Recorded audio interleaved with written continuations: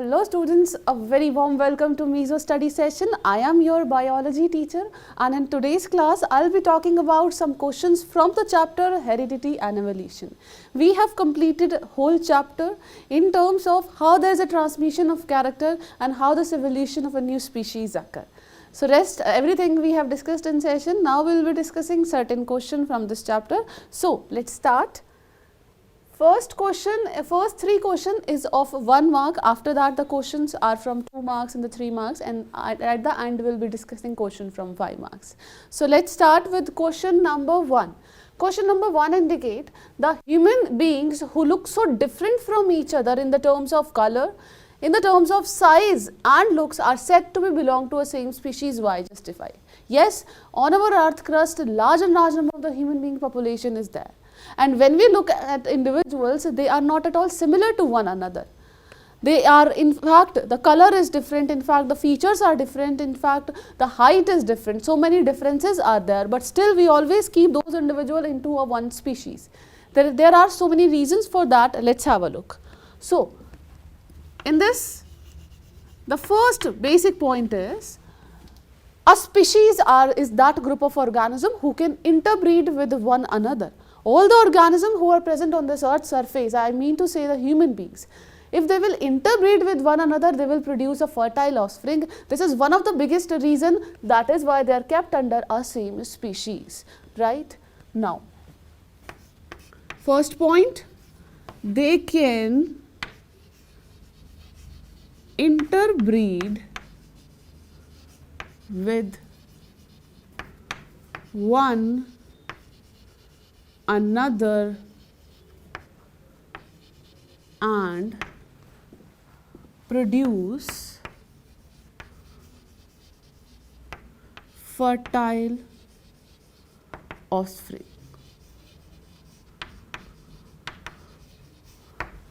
Right? Second point is similarity in DNA composition. DNA sequence is also same. So,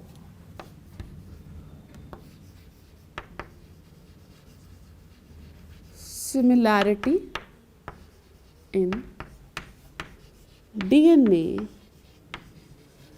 composition. And when we look at the number of the chromosome in human beings, whether we talk about a human being present in Africa or they are present in India, everywhere the number of the chromosome they are same. So, next point is they have same number of chromosome.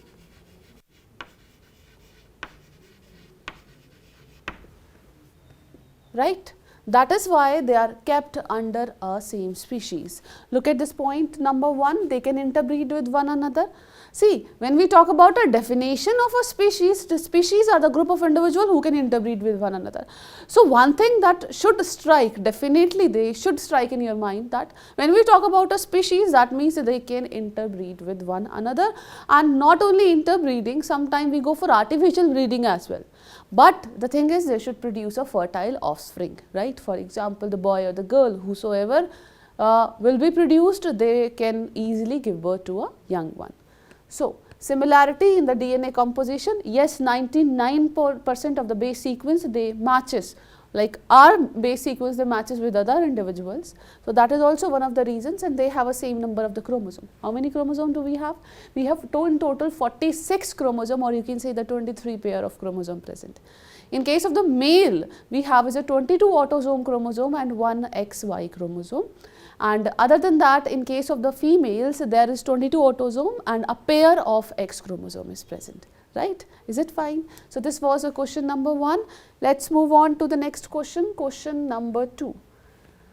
Give an example of each of the characteristics that are inherited and one that are acquired in human, and mention the difference between inherited and acquired character.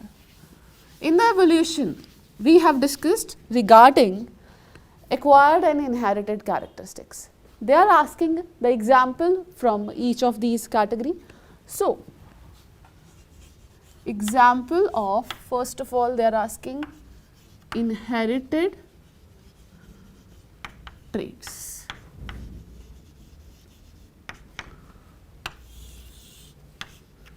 For example, skin color, for example, height, for example, your hair texture, everything is a inherited trait. Skin color, height, hair texture, whether curly hairs are there, whether smooth hairs are there, all of these are inherited character, right? Similarly, other option, if you want, you can take as a eye color. Is it fine? So these are inherited characters. Let's talk about other which are acquired. So acquired character. Acquired characters are those which we acquire during our lifetime. In this, we have an example like our swimming, right? For example, scar due to accident. These are acquired characteristics, right? Skating, swimming, whatever these activities which we go for, these are actually acquired character. These are not transmitted from one generation to another, right? Is it clear? Now, mention the difference between an inherited and acquired character. We have already discussed in a session regarding the difference between an inherited and acquired character. So, let's talk about the differences. Inherited characters are those which we inherit or which are transmitted from one generation to another. So, inherited characters are transmitted from one generation to another. Is it fine? Now, to talk about the next, that is acquired characteristics. Acquired characteristics are, or these do not transmit from one generation to another. They are not transmitted from one generation to another, right? And these are those which we acquire, right? And in case of the inherited characteristics, the changes are there within the sex cells or the gametes. In this case, there are no changes as per the sex cell is considered. So this is the basic difference. Is it clear to you? Now this is just a 1 mark question, so you have to give only 1 or 2 points, that is enough. No need to go into detail. And I have given you the n number, like enough of detail for regarding this, the difference between inherited and acquired character, right? So you can mention the point from there as well.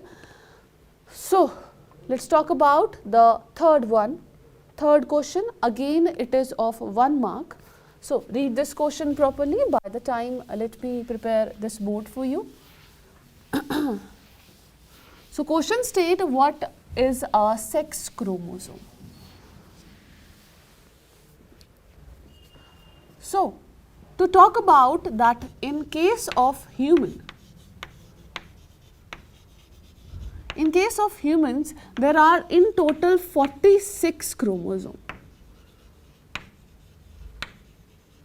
46 chromosome, right? These 46 chromosome, they can also be written as a 23 pair of chromosome. Is it fine? Now, in case of a male, there are total 22 autosome pair plus 1 X and 1 Y chromosome, right? Whereas in case of a female, there are again 22 autosome pair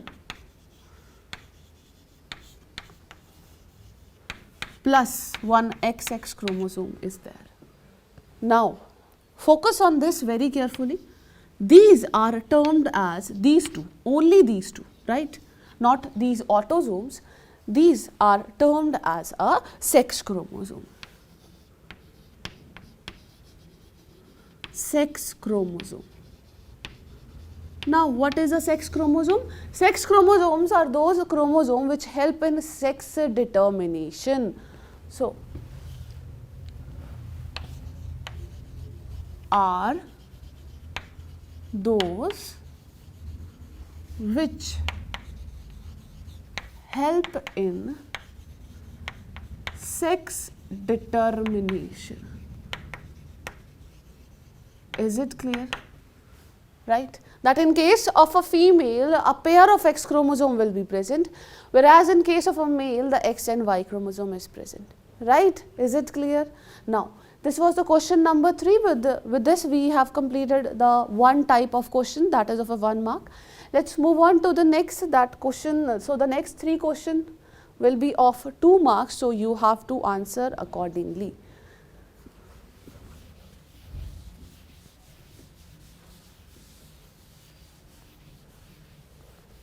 Now, this question number 4, what is meant by analogous organs? Taking a suitable example, explain how they support the theory of organic evolution, right? So, in this we have to explain what are analogous structures or the analogous organs. We have already studied in session that analogous organs, these are those organs which are having, which perform similar kind of function, but the structure is different. So, analogous organs are those which doesn't have structural similarity,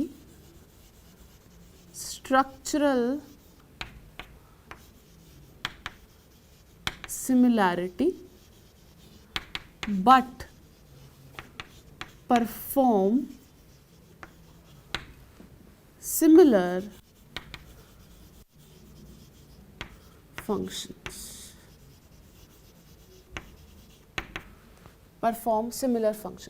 These are termed as analogous structures. So, analogous structures, we have various examples. So, first example in this case, for example, the wings of birds and wings of birds and wings of insects. For example, wings of insect and wings of birds. Right. In both of these cases, the function of wings is to fly. They help in fly. Whereas, when we talk about the structural differences, there are already present. In case of wings of insects, they are membranous, right? Whereas, in case of birds, they are not membranous. They are made up of cell layer, epithelial cell layer, and they are also having muscles present in it, right? Which help in flight. So, function.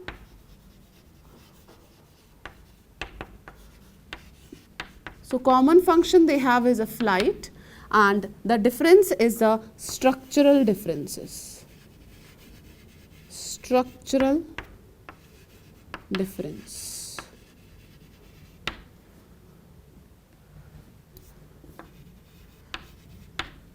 That in case of insect, they are membranous. Right, whereas in case of birds, they are made up of bones.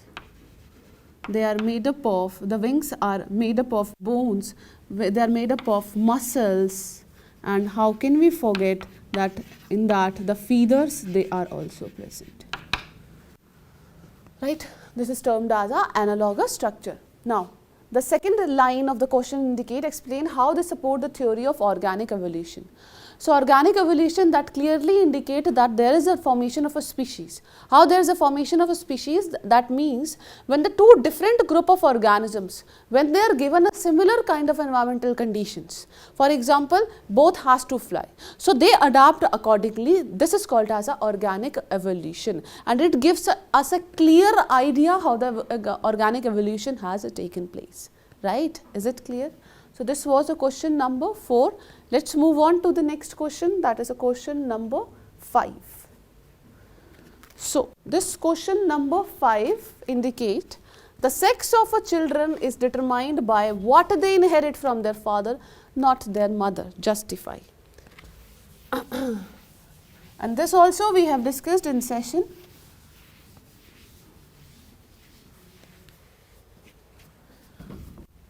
Now, to talk about the two type of individual, father, and here I am writing mother,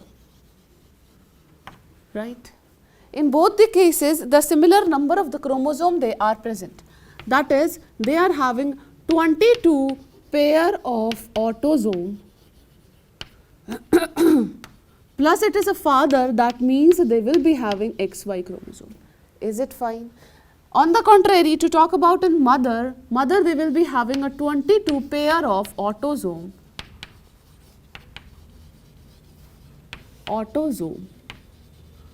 plus they have one XX chromosome, right?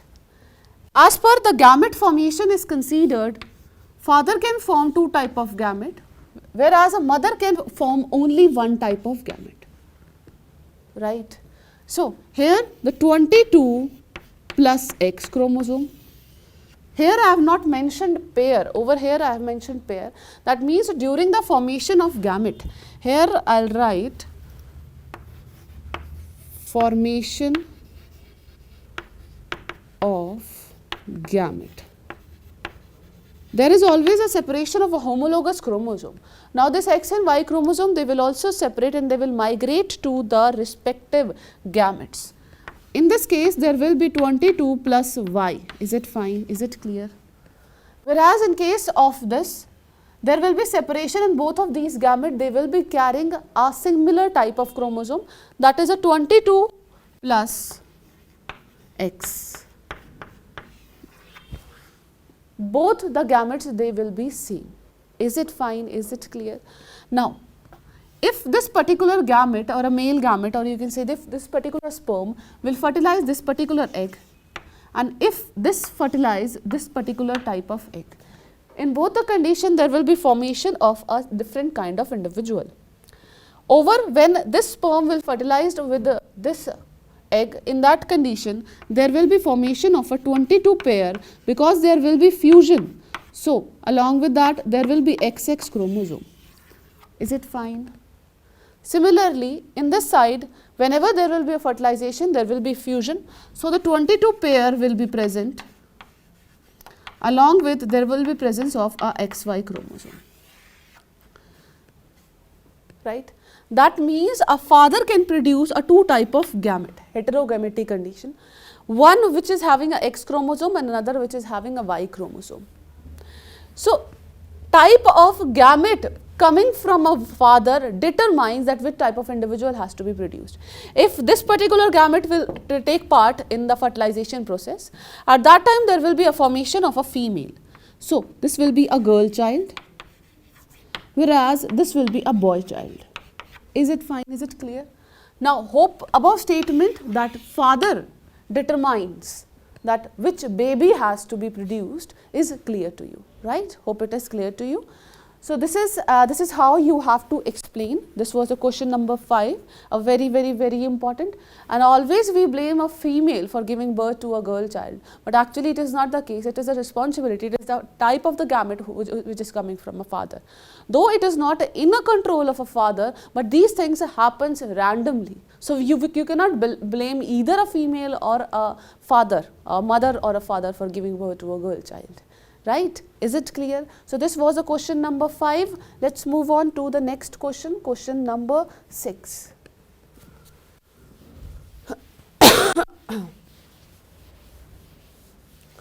So this question number 6 is again of 2 marks. Distinguish between a homologous organ and analogous organ. In which category would you place wings of birds and wings of bat? Justify your answer giving a suitable reason. Now, on one side you will write a homologous organ, homologous organ,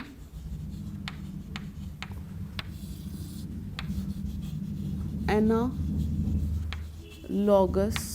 organ. Right. Homologous organs, these are those organs which are structurally similar. Structurally similar. Is it fine? Whereas these are not structurally similar. The first difference. Right. To talk about in this case, the function is different. Function different. Whereas in this case, the function is similar. Function is similar. Is it fine? Is it clear? Now, in a homologous organ, there are various examples like wings of birds and forelimbs of birds, which help in flight, and forelimbs of human being. When we talk about the internal structure is almost same. There is a presence of humerus, radius, ulna, etc. But function is different. For human being, it helps in grasping, it helps in holding. I am holding this because of the presence of this forearm. Similarly, let's take a forearm of a lizard. Lizard, they run very fast. They can attach themselves to the walls. The reason is that because they are having a well-defined hand present, forelimb present. And when we talk about the internal structure is same in both the cases, in case of a human and the lizard, but function is different. So these are the examples of the homologous organs. Now, analogous organ, for example, it is already mentioned in question, that is the wings of birds and wings of bat. Right? Is it clear? So, for this, the correct answer you have is a analogous organs. So, this comes under a analogous organ. Right? Now, let's move on to the next, that is a question number 7.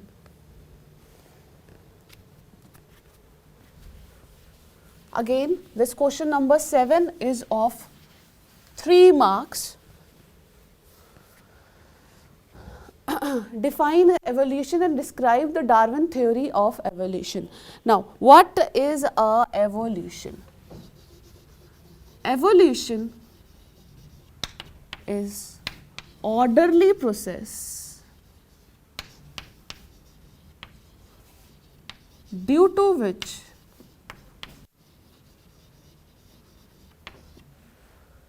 new species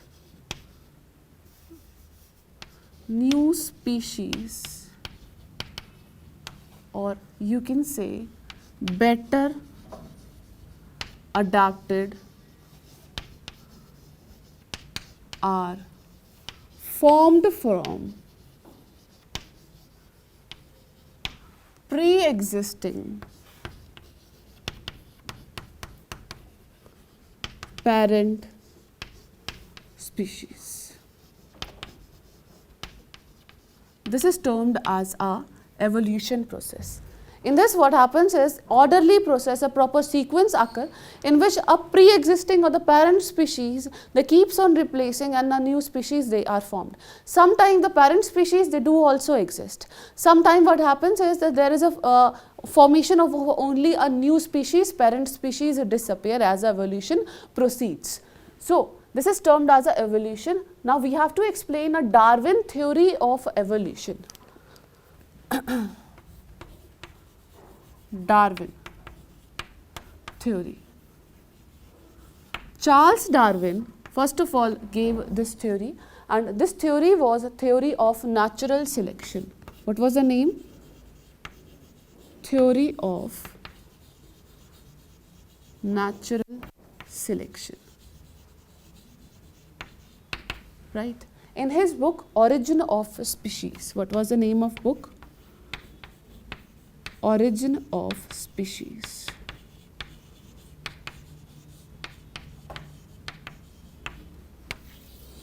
in this what you have to explain? You have to talk about the different points which I have given you, right? So first you will explain that variations are there. Variations, right? Variations are already present in a population, and these some of the variations, they are beneficial variation. Now, second is size of population remain constant. These are the points which you have to elaborate. I am just giving you a overview of the points. I am not going into detail because in the session we have discussed about all these points in detail, right? So, second is a size of population. Size of population always remain constant though population or though the reproduction rate of reproduction is very high. Now, third, because of these variation there is always a struggle for existence, right? Because all the species which are present on the earth's surface belonging to a particular species, all the organisms, they'll fight for food, they will fight for different resources like mating partner, etc. In that condition there is always a fight, right? Now, after that the fourth point is a survival of fittest. Survival of fittest. Only the fittest individual, only which can easily adapt itself, which can easily fight and which can win this fight, they will always survive, right? Now, there will be increase in number. Increase in number. So, those organisms which are having a beneficial kind of variation, they will survive, whereas the rest will be eliminated. So, the struggle of survival of fittest will be also called as a natural selection. Natural selection. That means nature always favors those who are fit, right? Who can give birth to a large number of individuals. This is called as a fitness, and this is termed as a Darwinian fitness. Those who are able to produce large number of progeny, that is considered as a Darwinian fitness. Those individuals will be considered as a Darwinian fit individuals, right? Is it clear? Is it fine? So, this was the question number 7. This is how you have to explain in a bit detail. Do not go superficial because you all are preparing for your boards. So, a detailed answer should be there. Wheresoever the important lines are there, you should underline that as well. Write in a point wise manner. No need to write stories, otherwise students, they keep on writing story, no one is interested in your stories. Better way is that you should write in a point wise manner. A proper point should be there, and the proper point they should have a proper heading as well. So, let's move on to the next question, question number 8. Now, again this question is from evolution. They are asking, with the help of suitable example, explain the process of natural selection. So, the natural selection is also termed as a nature selection, or nature always favor fittest individuals, right, which can produce a large number of the progeny, which can easily adapt themselves to the changing environmental condition. That is considered as a natural selection, whereas the rest or non-beneficial variations, they will be eliminated by nature. Actually, they are not completely removed from an ecosystem. They remain there, but the number remains very less. Because if this will happen, that those which are not beneficial variations, if they will also be eliminated, in that condition there will not be any kind of variation. There will be a monotonous sort of condition, that only a single type of individual having a common type of features, they will prevail, rest all will be eliminated. Actually, it is not the case. Variation is a key important role, or variation plays a key important role in the process of evolution. So, after this theory only another word came into existence, which is a genetic variation. This variation, earlier it was said that these variations, they occur naturally in environment, but actually these variation is because of the genetic reason. Changes in the DNA sequence leads to the formation of a new protein. New protein will be there, that means a different kind of individuals which will be having a different kind of features, they will be evolved. So, this variations, they keeps on accumulating. So, this is the natural selection. Hope the definition is clear to you. Now, in this the example which you can mention regarding the red beetle. Red beetle. So, in a population of a red beetle, sometimes because of the DNA change, variation arises. What happens is a variation. So, because of these variation, there is a chances that there is a production of a green beetle. Now, because these beetles, they live in bushes,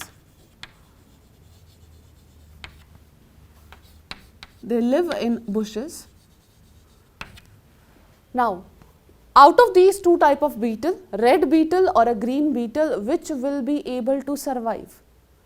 It's quite definite that they will be able to survive because they will not be visible to predator, because they are also living in bushes and they are also living in bushes. A red beetle, they will be clearly visible to predator. So, they will be hide from predator. They will hide themselves from predator, and due to which they will reproduce at a very fast rate, and when they will reproduce, they will replace red beetle. Is it fine? Is it clear? Right? This is called as a natural selection. So, initially the population was having these red color beetle, and now we are having these green color beetle population. I am not saying that all the beetles will be replaced. I am not saying that.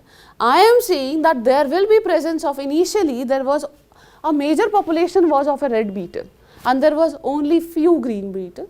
After some time we saw that the green beetles, they were more as compared to the red beetles because they were exposed to predators. So, this is called as a natural selection. So, this was the question number 8. Let us move on to the next question, again the next category, that is a question number 9.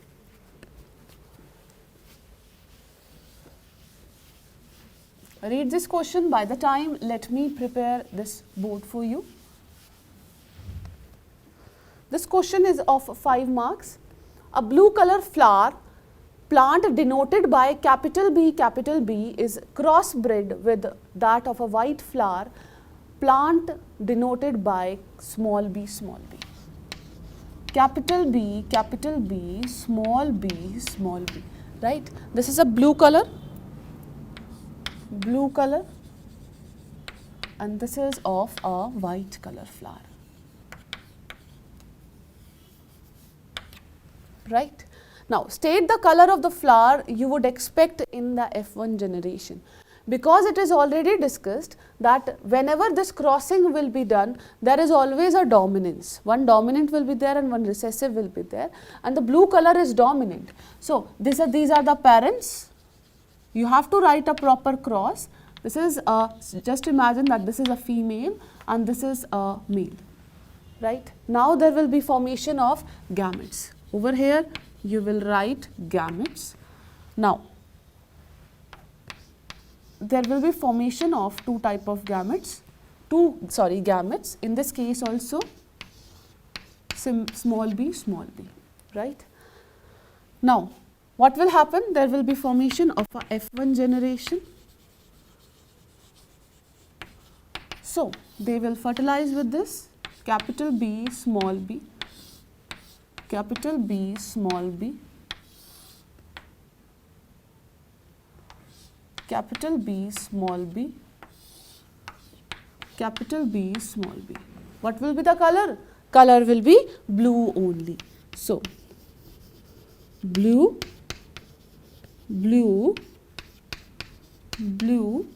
and this one also be blue. Because capital B, if it is written, that means a capital B is a dominant, right? Now, state the color of the flowers you would expect in F1 generation. All the flowers will be of blue color. What must be the percentage of a white flower in F2 generation if the flowers of F1 generation are self-pollinated? See, what are these? These are F1 generation. Now, what we have to do? We have to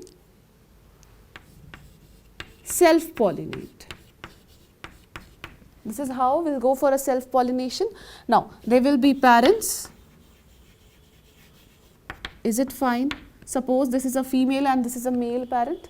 Now, there will be formation of the next step, that is a formation of a gametes. Now, there will be formation of a two type of gamete now. From this side also. Right? Now, what will happen? What I will write next? That is a F2 generation. Once I will write this F2 generation, now capital B, is it clear? Sorry. Next is capital B, small b, next is capital B, small b, next is small b, small b. Is it fine? So, we look for all the possible crosses, right? Now, there will be formation of a one blue, this is a blue, this is also blue, this is also blue. What will be the color? White. Is it clear? Now, come back to the question, what must be the percentage of a white flower present in F2 generation? See, now come to this side. To talk about the ratio is now 3:1, where the 3 are the blue and these are white. Is it fine? Is it clear? They are asking a percentage. So, the percentage will come out to be 25%. Now, hope you can calculate this by yourself. Okay. In this, how we can calculate the percentage, this I am writing in bracket. So, over here out of the total, we have one white out of the 4. Is it fine? 1 out of total, 3 plus 1 divided by 1 divided by 4. When you will multiply with this 100, you will find, you will have percentage. So, this is how you can calculate percentage, right? So, the answer is 25%. Now, come back to this question. State the expected ratio of genotype capital B and a capital B small b in F2 progeny, right? Now, they are asking third, capital B is to capital B small b, F2 progeny, right? And hope you remember this cross, when the ratio was around, this was 1 and this was 2, right? So, the correct ratio is 1:2, right? Because only 1 was this capital B, whereas these 2 was capital B, small b. Is it fine? Is it clear? So, this was a question number 9, very easy question. Only thing is you have to use your mind, right? So, this is how you have to proceed. A very beautiful cross you have to make, along with the on the sides you should write all these things like parents, gametes, F1 generation, F2 generation, like this, right? Is it clear? Is it fine? Let's move on to the next question. Again, next question is of 5 marks. Again, this question is from the first part, that is a heredity. So, read this question. By the time, let me prepare this board for you.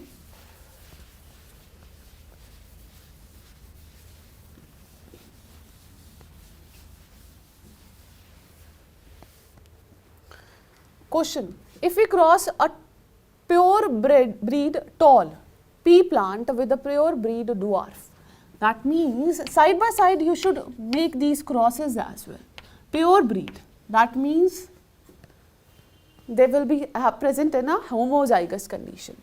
So, these are the tall, we have to cross it with dwarf, right? So, over to the side, can I write that these are parents? Now, we will get a pea plant of F1 generation. Now, we self cross the pea plant of F2 generation. We will obtain the pea plant of F2 generation. What do the plants of F2 generation look like? Now, they are asking F2 generation. So, because the parents are given, the next step will be the formation of gametes. So, from this there will be formation of only one type of gamete, you can say, or you can make 2 times TT, right? Everything is fine. So, this is just to make it easy, right? Now, next step will be the formation of F1 generation. F1 generation.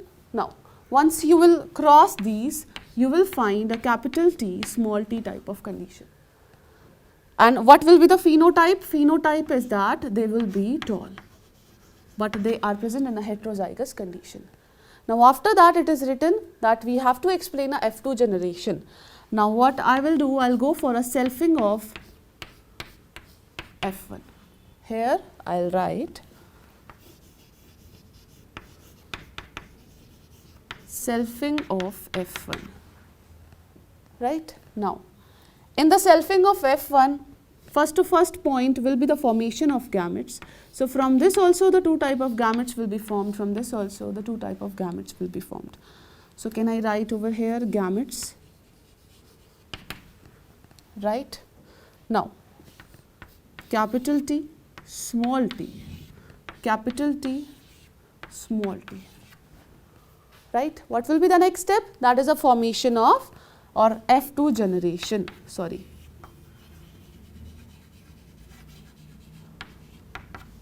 Right. By crossing you will obtain that in this case there will be a ratio like this.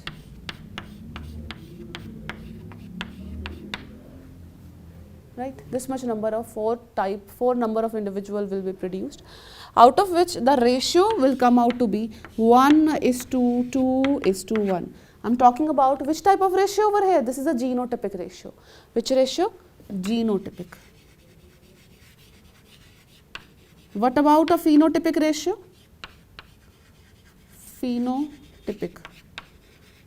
Phenotypic ratio will come out to be 3:1 because they will be producing a similar kind of phenotype. Now come back to the question, what do the plants of F2 generation look like? In a F2 generation, the three plant, the ratio which will be obtained, that will be 3:1, right? 3 tall and 1 dwarf. This is our first answer. Second, state the ratio of a tall plant to a dwarf plant in F2 generation. Again, in this case, the ratio will come out to be 3:1, right? Is it fine? State the type of plants not found in F1 generation but appeared in F2 generation. Mention the reason for the same. Here they are saying in F1 generation there were no recessive or dwarf plant, but in a F2 generation there was appearance. The reason is that the gene which code for, or a form of gene which code for a dwarfness, that is recessive, right. That is why when it is present with a capital T, this was masked upon by the capital T, right. Whereas in case of the F2 generation, when this particular factor, they came in a homozygous condition, right. At that time there was a formation of this character, that is a recessive character, because recessive character always express in homozygous condition.